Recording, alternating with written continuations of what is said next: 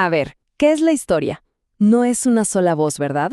Es más bien como un mosaico de susurros, de gritos, de silencios. Y bueno, hoy nos vamos a meter de lleno en uno de los mosaicos más increíbles, las caras y las máscaras de Eduardo Galeano.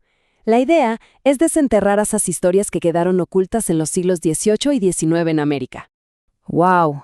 Esta copla popular de Colombia es que captura a la perfección el espíritu del libro. Nos pone de frente una pregunta fundamental, ¿no? Sobre la identidad, sobre esas raíces que se perdieron en medio de la tormenta de la conquista. Y lo que hace Galeano es precisamente invitarnos a sumarnos a esa búsqueda, a buscar las respuestas, pero, ojo, no en la historia oficial, sino en esos pequeños fragmentos que lograron sobrevivir. Bien, empecemos entonces por la primera parte, las máscaras doradas.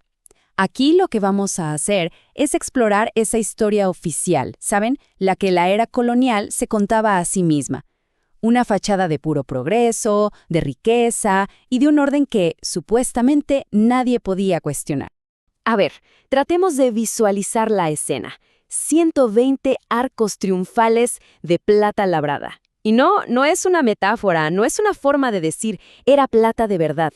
Esa era la escala de la opulencia que se sacaba de las entrañas de la tierra americana.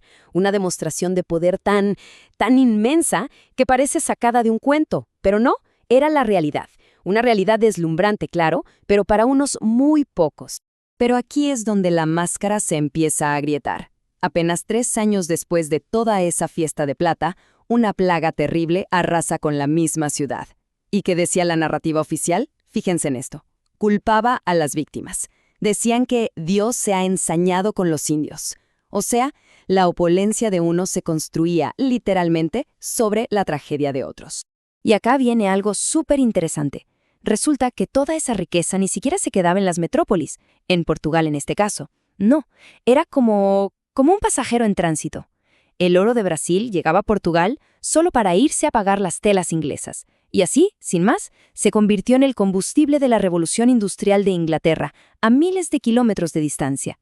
Mientras tanto, las tierras de donde salía todo ese oro, bueno, se quedaban vacías. Ok, esto nos lleva directo a la segunda parte. El precio de ese supuesto progreso. Ahora sí, vamos a quitar la máscara por completo. Porque claro, detrás de cada arco de plata, de cada moneda de oro, había un costo humano brutal. Y es justo ahí, en los rostros de los explotados, donde Galeano pone el foco. 10 años. Pensemos en ese número por un segundo. 10 años. Es que esa cifra lo dice absolutamente todo. No se trataba de una vida, se trataba de un uso. Una persona era un recurso desechable que se extraía y se descartaba con la misma frialdad con la que se buscaba el metal. El punto clave aquí es la deshumanización sistemática que sostenía todo el sistema. Entonces, ¿cómo se fabricaban estas historias oficiales? Miren, este es un ejemplo genial. Por un lado, la ficción de Robinson Crusoe, este héroe del individualismo colonial, ¿no? Y por otro, la realidad de Alexander Selkirk, que es la historia real. Se borró por completo la experiencia traumática de Selkirk. Una historia de locura y soledad se transformó en una fábula sobre el dominio, sobre el comercio, donde se le enseña a Viernes la palabra amo, en lugar de reconocer que en la historia real el compañero indígena eligió la libertad. ¿Y la crueldad? Bueno, la crueldad no era algo casual, era todo un sistema diseñado para quebrar no solo el cuerpo, sino también el espíritu. Era, como dice Galeano, una especie de pedagogía del terror. La lección era muy clara, la libertad es impensable, y cualquier intento de buscarla se castigaba con la mutilación para siempre. Pero, y este es un pero muy grande, a pesar de todo esto, el espíritu humano no se quebró. Y así llegamos a la tercera parte, las voces de desafío. Porque claro que surgieron muchísimas formas de resistencia. Y ahora vamos a ver cómo los que habían sido silenciados empezaron de a poco a contar su propia historia. Empecemos con una palabra, cimarrón. Es que la palabra misma ya es un acto de desafío. No se trata de un fugitivo pasivo, alguien que simplemente huye. No, es una flecha que busca la libertad. Un proyectil lanzado con un propósito. Y estas comunidades que formaban, los palenques, eran verdaderos bastiones de una vida distinta. mundos completamente nuevos construidos en las sombras del viejo sistema. Miren el poder que puede tener un acto simbólico tan simple. En Haití, un líder como François Macandal no solo peleaba con armas, peleaba también con ideas. Con 3 pañuelos nada más, reescribió la historia y dibujó un futuro de liberación. Le estaba dando a su gente una narrativa propia, un destino que no era el que habían escrito sus amos. Y acá pasa algo increíble. El mito se vuelve más fuerte que la realidad.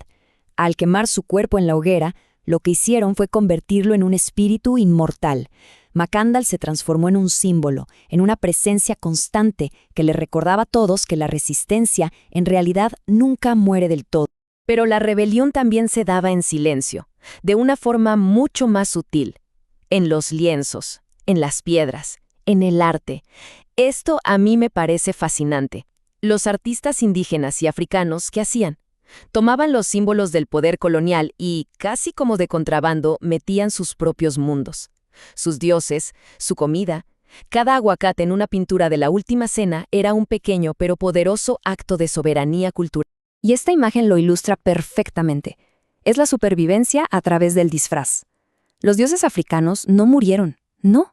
Aprendieron a usar máscaras católicas para sobrevivir. Ogum, el dios del hierro y de la guerra, se disfraza de San Jorge, el santo guerrero. Es un ejemplo perfecto de lo que se conoce como sincretismo, una estrategia, la verdad, brillante para mantener viva una fe bajo la mirada constante del opresor. Y claro, también hubo rebeliones armadas. En Yucatán, por ejemplo, encontraron su voz en líderes como Canek. Y con una frase tan desafiante como esta, no podrán atarnos, les faltará cordel, lo que estaba declarando es que la voluntad de su pueblo por ser libre era infinita, más grande que cualquier cantidad de soga que los colonizadores pudieran conseguir para atarlos. La respuesta de los colonizadores fue total. No les bastó con la ejecución brutal del líder, no. Tenían que ir más allá. Atacaron la fuente misma de la vida y de la cosmología maya, el maíz. Quemaron los maizales sagrados. Era un intento de borrar no solo a un pueblo, sino también su memoria y con ella su futuro. Y todo esto nos lleva al corazón de la obra de Galeano, a la 4ª parte, La memoria forjada en fuego. Porque su libro es justamente eso, un acto de rescate. Es como recoger las cenizas de esos maizales quemados para encontrar las semillas de las historias que, a pesar de todo, se negaron a desaparecer. Es que, qué pensamiento tan potente, ¿no? La historia oficial, la del poder, puede intentar destruir la cabeza de barro. O sea, el cuerpo, el individuo. Pero la otra memoria, la colectiva, la que se pasa en los cantos, en los mitos, en ese arte secreto del que hablábamos, esa es invulnerable. Esa sobrevive y sigue contando la verdad.